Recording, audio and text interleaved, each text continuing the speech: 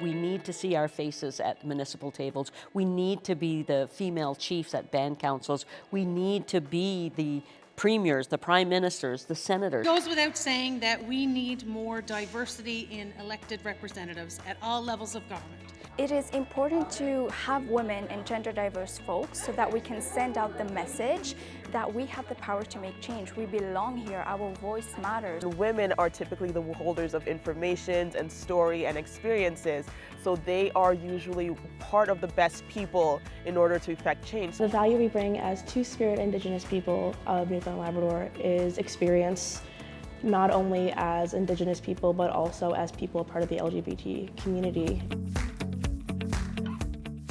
I'm proud of who I am, and I want everyone else to be proud of who they become, too. No matter who you are, no matter how you identify, if you have an interest in your community and you want to do your part and you want to put your name forward, there's an opportunity for you. The more diversity there is at the decision-making tables, the more well-rounded policies and programmings become.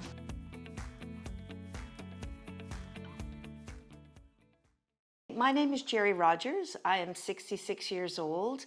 I'm a lesbian. I have been an out lesbian for way over 40 years. I have had a varied life and a very, very lucky life. I come from a very working class background. My mother never finished grade 9 and my father never finished grade 8. So we had a very simple life growing up, but we all worked really hard. And one of the things that I learned from my parents was how important it was to be involved in community. We need to be able to be looking at our communities, looking at our societies from people from all different kinds of perches.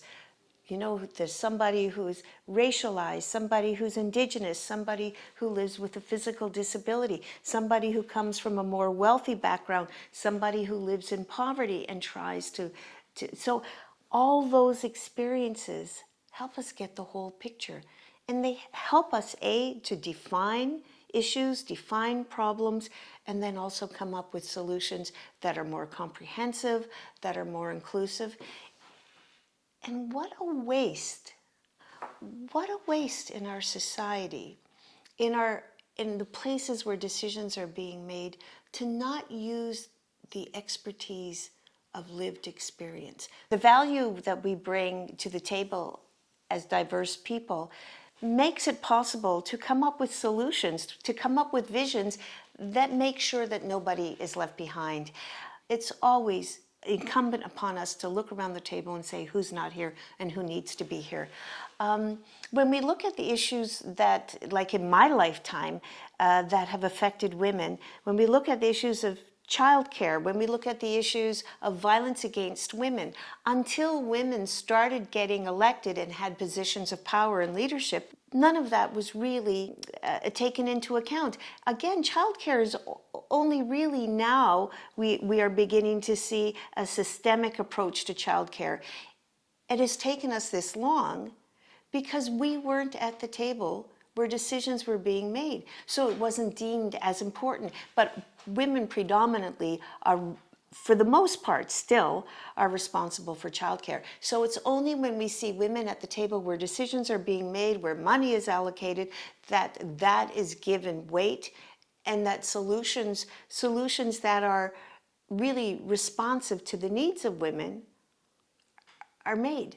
And I think that that's what leadership is about, making sure that the value of having the diversity at the table is that then we have solutions that work. We have solutions that are focused on people and focused on the experience of people.